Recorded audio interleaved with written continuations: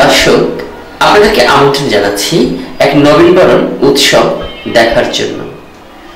বৃহত্তর মিরপুর পল্লবী থানাধীন এলাকায় এক সুনামধন্য শিক্ষা প্রতিষ্ঠান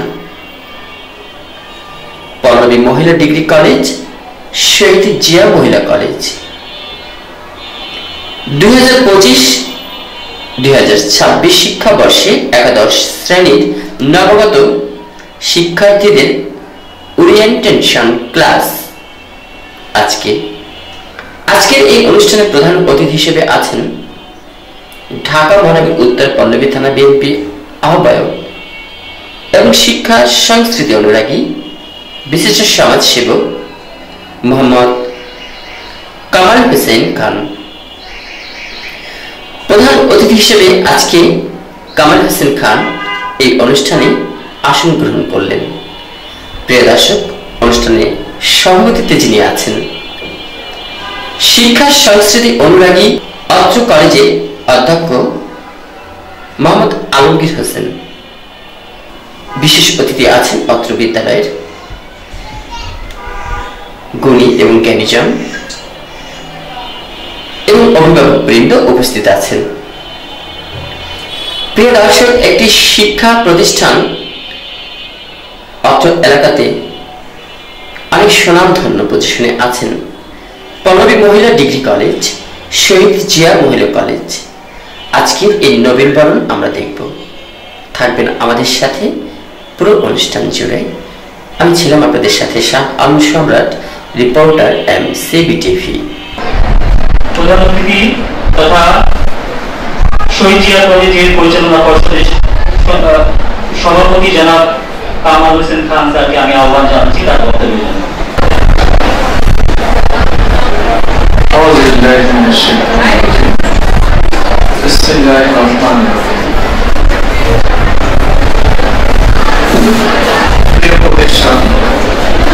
শহীদ জিয়া গার্লস কলেজ আমার একান্ত প্রিয় নবাগত ছাত্রী বন্ধুরা, সকলকে আমার পক্ষ থেকে সালাম। আসসালামু আলাইকুম ওয়া রাহমাতুল্লাহি ওয়া বারাকাতুহু। আমাদের তো সবাইকে দিতে হবে এবং জোরে দিতে হবে। আসসালামু আলাইকুম। সবাই যায় না। আসসালামু আলাইকুম। আজকে তোমাদের প্রথম কলেজ জীবনের প্রথমে এই সালামটুকু তোমাদেরকে এই জন্য বলে দিয়েছি, তোমরা যতদিন কলেজে আসবে বান্ধবীর সাথে দেখা হবে, শুরুতে সালাম, ক্লাসে ঢুকবা সালাম হবে, লাউডলি সালাম হবে। আমি আমার শিক্ষক মন্ডলীদেরকে অনুরোধ করবো, আপনারা যখন ক্লাসে ঢুকবেন প্রথমে জোরে সালাম দিয়ে আপনারা ক্লাসে ঢুকবেন। কারণ আপনি যখন ক্লাসে ঢুকবেন আপনার চলাফেরা শুধুমাত্র পুঁথিগত বিদ্যা নয়, আপনার আচরণটাও হবে ছাত্রীদের জন্য শিক্ষণীয়। মাফ করবেন শিক্ষকদেরকে এভাবে বলার জন্য, কিন্তু আপনারা যখন ক্লাসে ঢুকবেন আপনারা লাউডলি সালাম দিয়ে তারপরে ক্লাসে ঢুকবেন। আমার ছাত্রী বন্ধুরা, তোমরা সকলে রাজি আছো? যার সাথেই দেখা হবে সবার আগে কি হবে? সালাম হবে। এই সালামটা হচ্ছে দোয়া। দোয়ার মধ্য দিয়ে আমরা আমাদের সকল কর্ম শুরু করতে চাই ইনশাআল্লাহ। আজকে আমাদের কলেজ লাইফের প্রথম জীবন, ক্যারিয়ারে আমরা কতটুকু পৌঁছাবো, কত উপরে যাব, আমি মনে করি তারই প্রথম ধাপ হচ্ছে আজকে প্রথম সিঁড়িতে পা রাখলাম। আমাদেরকে মহান রব্বুল আলামিন 18,000 মাখলুকাতের মধ্যে কুনতুম খায়রা উখরিজাত লিন্নাস, আমরা যে 18,000 মাখলুকাত তার মধ্যে আমাদেরকে আল্লাহ সৃষ্টি করেছে উত্তম হওয়ার জন্য। আমরা উত্তম হব। উত্তম হতে হলে আমাদেরকে উত্তম কাজ করতে হবে। শুরুতে আমরা তেলাওয়াত শুনেছি, ম্যাডামও বলেছেন উত্তম হতে হলে আমাদেরকে জানতে হবে, জানতে হলে পড়তে হবে। এই পড়ার কথা বিশ্ব মানবতার জন্য মহান রব্বুল আলামিন যে একটা গাইডলাইন দিয়েছেন যে একটা সংবিধান দিয়েছেন আল কোরআন, সেই কোরআন নাজিলের প্রথম শব্দই ছিল ইকরা, পড়ো, বিইসমি রাব্বিকাল্লাযী খালাক, তার নামে যিনি সৃষ্টি করেছেন। উত্তম হতে হলে আমাদেরকে পড়তে হবে। আমরা যত পড়ব তত জানবো, তত উত্তম হবে। একজন ছাত্র হিসাবে আমার প্রথম যে কাজ হবে সেটা হচ্ছে পড়া। আমার দ্বিতীয় কাজ যেটা হবে সেটা হচ্ছে পড়া। আমার তৃতীয় কাজ যেটা হবে সেটা হচ্ছে পড়া। এই পড়াশোনার বাহিরে আমার আর অন্য কোনো কাজ থাকার কথা নয়। প্রিয় শিক্ষার্থী বন্ধুরা, মহান রব্বুল আলামিন তোমাদেরকে উত্তম করে মানুষের মধ্যেই উত্তম করে সৃষ্টি করেছেন, বিশেষ করে এই নারী জাতিকে। বিশ্ব মানবতার মহান নেতা মুহাম্মদ সাল্লাল্লাহু আলাইহি সাল্লামকে সাহাবায়ে কেরাম জিজ্ঞেস করেছিলেন যে আমার কাছে সবচেয়ে সম্মানী ব্যক্তিকে? রাসূল সাল্লাল্লাহু আলাইহি সাল্লাম বলেছিলেন তোমার মা। সাহাবায়ে কেরাম প্রশ্ন করেছিলেন তারপর কে? রাসূল সাল্লাল্লাহু আলাইহি সাল্লাম উত্তর দিয়েছেন তোমার মা। তারপর প্রশ্ন করা হয়েছিল তারপর কে? তৃতীয়বার রাসূল সাল্লাল্লাহু আলাইহি সাল্লাম বলেছিলেন তোমার মা। চতুর্থবার বলেছিলেন তোমার পিতা। তোমরা যারা আমার সামনে এখানে উপস্থিত আছো, তোমরা আগামীর মাতা। নেপোলিয়ন বলেছেন আমাকে একটি শিক্ষিত মা দাও, আমি একটি শিক্ষিত জাতি দেব।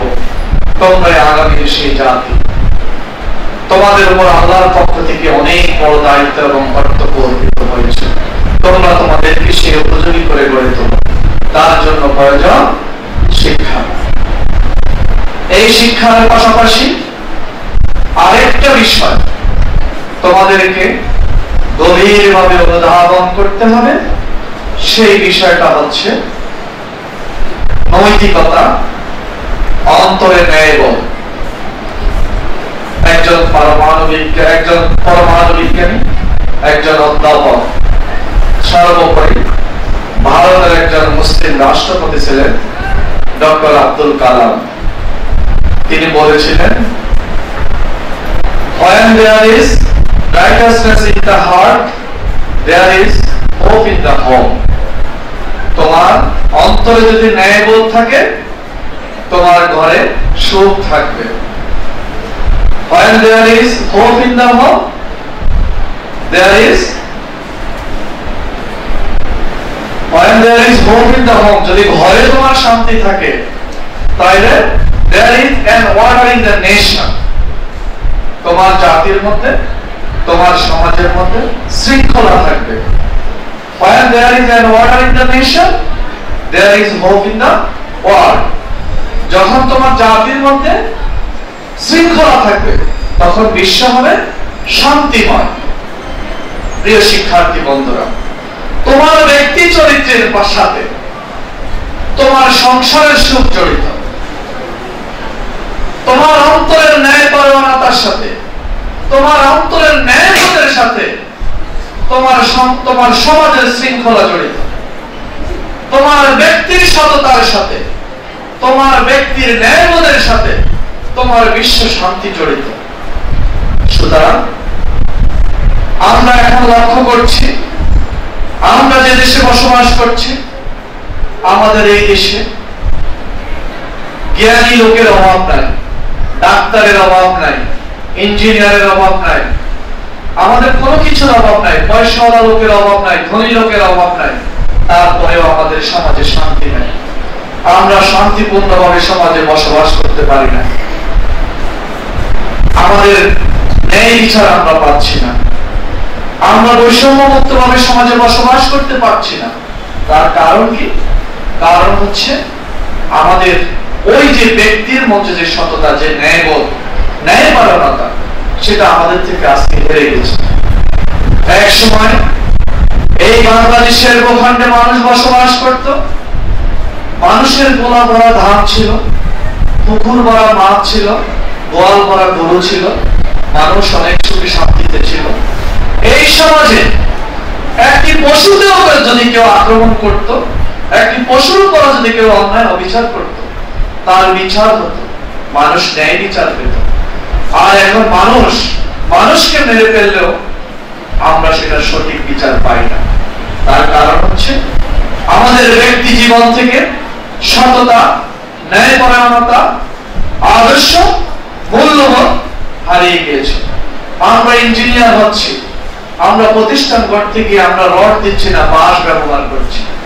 আমরা ডাক্তার হচ্ছি, আমরা মানুষকে সেবা দিচ্ছি না, আমরা অর্থ উপার্জনের দিকে মনোনিবেশ করছি। আমরা প্রশাসনের বড় কর্মকর্তা হচ্ছি, আমরা ঘুষ বাণিজ্য করছি, মানুষের সেবা দিচ্ছি না। সম্মানিত শিক্ষার্থী বন্ধুরা, তোমাদেরকে বিশেষ করে তোমরা সকলে নারী শিক্ষার্থী, তোমরা এই জাতির জন্য অনেক বড় কিছু করতে পারবে।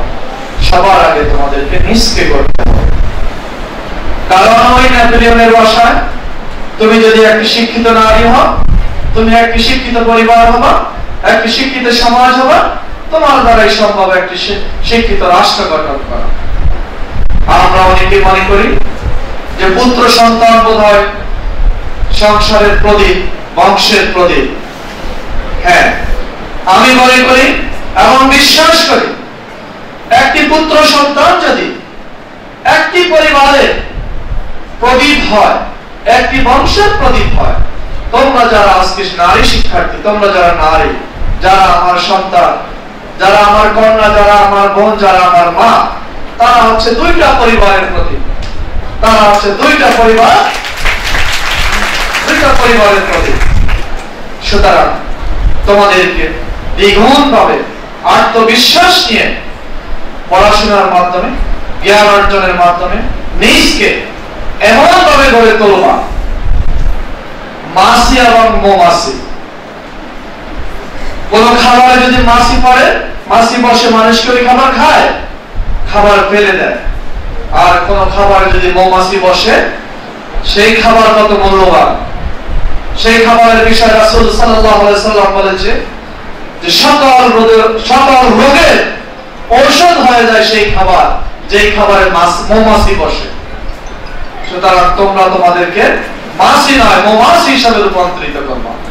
সেই জন্য তোমাদেরকে অনেক বেশি অধ্যয়ন করতে হবে, অনেক বেশি অধ্যবসায়ী হতে হবে। তোমরা কখনো প্রজাপতি হওয়ার চেষ্টা করবা না, প্রজাপতি হয় অন্যের পিছনে ঘুরবা না। তুমি ফুলের বাগান তৈরি করবা, যেই বাগানে হাজারো লাখো কোটি প্রজাপতি এসে জড়ো হবে, পড়বে। পারবা না বন্ধুরা? তোমরা এসএসসিতে কে কি রেজাল্ট করেছো আমরা সেটা শুনতেও চাই না, জানতেও চাই না। আমরা বিশ্বাস করতে চাই তোমরা 2 বছর এখানে পড়াশোনা করে আগামী এইচএসসি পরীক্ষাতে কে কে প্লাস পেতে চাও হাত তুলিয়ে দেখাও তো আমাদেরকে। হাত আরো উপরে নিতে হবে। তোমরা সবাই প্লাস পেতে পাও? এ প্লাস পেতে চাও? তোমাদের প্রত্যেকের পক্ষে 2 বছর অধ্যবসায়ের পরে এ প্লাস পাওয়া সম্ভব। কারণ মহান রব্বুল আলামিন তোমাদেরকে সেই বেদ এবং প্রজ্ঞা দিয়ে সৃষ্টি করেছে। শুধু এ প্লাস নয়, তোমরা যদি সিদ্ধান্ত নাও আর যদি সে অনুযায়ী পড়াশোনা করো, প্রিয় বন্ধুরা, তোমরা আগামী এইচএসসি পরীক্ষা তোমরা যখন দিবা 2027-এ, তখন তোমরা বাংলাদেশের সেরা স্টুডেন্ট হিসাবে নিজকে প্রমাণ করতে পারবা। তোমরা রাজি আছো? সবাই বলো না, তোমরা রাজি আছো? তাহলে তোমাদেরকে যে কাজগুলো করতে হবে ম্যাডাম বলে গিয়েছে, বেশি বেশি করে ডিভাইসের সামনে থাকতে হবে, তাই না? না শব্দ কিন্তু জোরে আসে নাই। বেশি বেশি করে ডিভাইসের সামনে থাকতে হবে, ডিভাইস মুক্ত পড়াশোনা করতে হবে, ওস্তাদদেরকে, শিক্ষকদেরকে সম্মান করতে হবে, বাবা মাকে সম্মান করতে হবে, নিয়মিত ক্যাম্পাসে আসতে হবে। খুব সুন্দর একটি শৃঙ্খলার কথা অধ্যক্ষ মহোদয় বলে গিয়েছেন। তোমাদের জন্য 5 জন, 4 জন, 5 জন বা 7 জন করে এক একজনকে কোঅর্ডিনেট করবে গাইড শিক্ষক রেখেছেন। গাইড শিক্ষকদেরকে আবার কোঅর্ডিনেট করার জন্য আবার ইনচার্জ রেখেছেন। গ্রুপ লিডার রেখেছে, গ্রুপ লিডারকে দেখার জন্য আমার ইনচার্জ আছে, ইনচার্জকে অধ্যক্ষ দেখবে। খুব সুন্দর নিয়ম, আমার খুব ভালো লেগেছে। তোমরা প্রত্যেকের নিয়ম ফলো করবে। আর একটি বিষয় যেটা আমাকে সবচেয়ে বেশি আবেগ আপ্লুত করেছে, আমি দেখতে পাচ্ছি আমার প্রত্যেকটি শিক্ষার্থী বন্ধুর মাথায় ওড়না রয়েছে, হিজাব রয়েছে। অত্যন্ত প্রশংসনীয় বিষয়। আল্লাহ তোমাদেরকে যেই কয়দিন এই ক্যাম্পাসে তোমরা আসো, প্রত্যেকটা দিন আজকের পরিবেশের মতো পরিবেশ বজায় রাখার সুযোগ করে দিন। তোমাদের সকলের আগামীর উজ্জ্বল ভবিষ্যৎ কামনা করে আমার সংক্ষিপ্ত বক্তব্য এখানে শেষ। পর্যায়ে আজকে অনুষ্ঠানের সমাপনী বক্তব্য দেওয়ার জন্য বিনীত আহ্বান জানাচ্ছি আজকের অনুষ্ঠানের অধ্যক্ষ জনাব মোহাম্মদ আলমগীর হোসেন স্যারকে আজকের অনুষ্ঠানের সমাপনী বক্তব্য দেওয়ার জন্য বিনীত অনুরোধ জানাচ্ছি।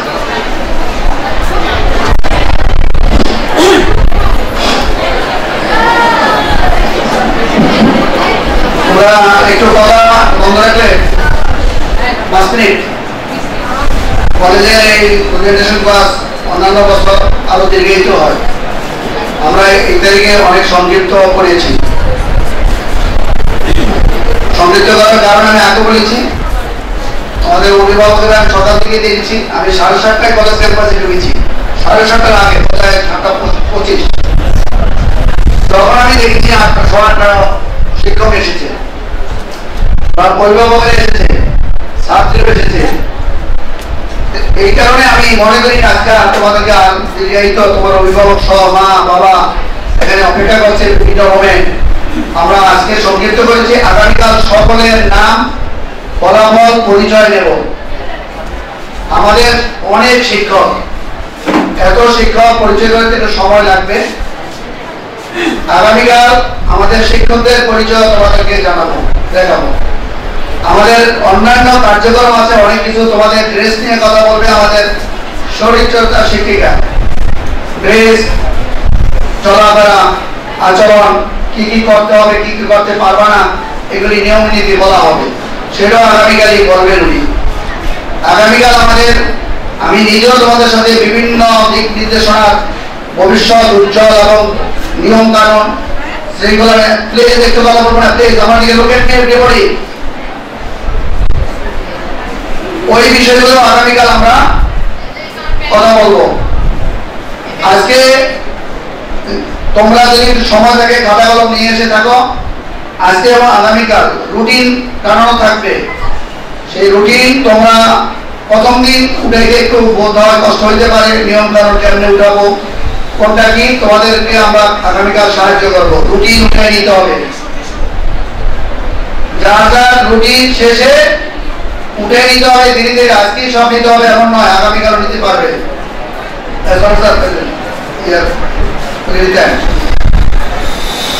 আমাদের রুটিন নেওয়ার পরে রুটিনের মধ্যে শিক্ষকের নাম থাকবে, সংক্ষেপে চিহ্ন থাকবে কোন শিক্ষক, ওই নামটা পুরো নিয়ে নেবে। কক্ষ নম্বর থাকবে, কক্ষ নম্বর যেই কক্ষে যখন যতটা আমাদের ক্লাস থাকবে সেই কক্ষে সেই ছাত্রী যাবে। স্কুলের মতো নির্দিষ্ট এক রুমে সারাক্ষণ ক্লাস হবে না, বিভিন্ন সময় বিভিন্ন কক্ষে পরিবর্তন হবে। এটি হলো কলেজের শিক্ষার নিয়ম। কলেজে এক এক সময় এক এক রুটিনের পরিবর্তন আছে।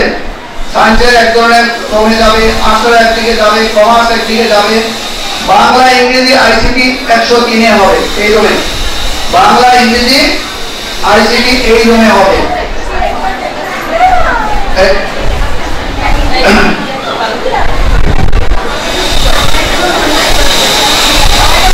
আমরা বলি না বিরাম অনেক কিছু হবে না, সমস্যা নাই। তোমরা কথা শুনতেছ? রুটিন অনুসারে ক্লাসরুমে যাবে, রুটিন অনুসারে শিক্ষক ক্লাসে যাবে। কোন সমস্যা, রুটিন ক্লাসরুম চেঞ্জ করতে হলে এটা শিক্ষক করবে। তোমাদের একটা আগে বার্তা দিয়ে রাখি, আমাদের একটা টিচার আছে যেটার মধ্যে একটু মাঝে মধ্যে বৃষ্টি হলে পানি পড়ে। এটা আমরা নতুন করে সংস্কার করছি না, কারণ আগামী ডিসেম্বর বা জানুয়ারিতে টিন শেড আমরা ভেঙে 10 তলা ফাউন্ডেশন বিল্ডিং হবে ইনশাআল্লাহ। 10 তলা বিল্ডিং এর ফাউন্ডেশন লিফট সহ সে ব্যাপারে আমরা অনেক দূর আগে গেছি। আজকে সকালে আমি ওই দ্বিতীয় অফিসের কর্মকর্তার সাথে এই ডিজাইন ড্রয়িং নিয়ে সকালে আমি একজনের সাথে আলোচনা করছিলাম, সেখানে কথা বলেছি। আশা করি নভেম্বর ডিসেম্বর জানুয়ারি এর মধ্যে 3 সেট আমরা ভেঙে ফেলবো, ঠিক আছে? আর আশা করি তোমরা নতুন বিল্ডিং এর ক্লাস করার সুযোগ পেতে পারো ইনশাআল্লাহ। আর অন্যান্য ক্যাম্পাসে যে সৌন্দর্য আছে তোমরা দেখেছো, আজকে আমরা ফুল তোমাদের হাতে দিয়েছি, কিন্তু আগামীকাল থেকে ফুল কাছে থাকবে, ছিঁড়বে না, হাতে নিবে না, মনে থাকবে? কারণ আমাদের কলেজে 12 মাসে ফুল ফুটবে, কোন মাস ফুল ছাড়া থাকে না কলেজ। গাছের কোন চারা, বিভিন্ন ঔষধি বনজ ফলজ সব ধরনের গাছ আছে কলেজে, এটি রক্ষা করার দায়িত্ব কাদের? এখান থেকে ফুলের চারা, গাছের চারা উঠে নিয়ে যাবা না নিজের বাসার টবে লাগাইতে। নিজের বাসায় যদি এরকম অতিরিক্ত চারা থাকে ভালো, আমাদেরকে দিবা, আমাদের বাগান কমিটি আছে, কলেজে লাগাবো। কথা কি মনে থাকবে? গাছের পাতা অপ্রয়োজনীয়, বিভিন্ন গার্ডেনে গেলে লেখা থাকে অপ্রয়োজনীয় কোন গাছের পাতা ছিঁড়া যাবে না। আরেকটু বলে দেই, টিস্যু, হাতের ময়লা বা যে কোনো জিনিস যে কোনো জায়গায় ক্যাম্পাসের ক্লাসরুম থেকে শুরু করে ক্যাম্পাসে কোথাও ফেলবে না। প্রত্যেক জায়গায় জায়গায় আমাদের ঝুড়ি দেওয়া আছে, ঝুড়িতে ফেলতে হবে। আজকে অল্প কিছু বললাম, বাকিগুলি ভবিষ্যতে বলা হবে ইনশাআল্লাহ। আর আমাদের এই মেয়েরা অনেক ভালো, যারা এসেছে তারা অনেক ভালো করবে। আমাদের সভাপতি স্যার এবং আমাদের ইংলিশ টিচার যেই কথাগুলি বলেছে, এই কথাগুলি যদি মানতে পারো অবশ্যই এ প্লাস এবং সাকসেস, ফেল কোনো শব্দ নাই। আর 10 বছর পরে এসএসসি পাস করে এসেছ, তোমাদের পা আবার এখন বাড়িতে লাগতেছে না, এটা আমরা জানি। কারণ এসএসসি পাস করলে এত উত্তেজিত হয়, এত কিছু হয়, মনে হয় সারা পৃথিবীর লেখাপড়া শেষ করেছ। এইচএসসি ফার্স্ট ইয়ারে দেন কেয়ার, সেকেন্ড ইয়ারে উঠবা দেখবে যে ক্লাস 1 এ ভর্তি হয়েছে, মনে হয় লেখাপড়া শুরু হলো। কখন সেকেন্ড ইয়ারে ভর্তি যখন উঠবা তখন বলে লেখাপড়া মাত্র শুরু হলো, আর ফার্স্ট ইয়ারে মনে হয় যে বিশ্ব বিজয় করেছি।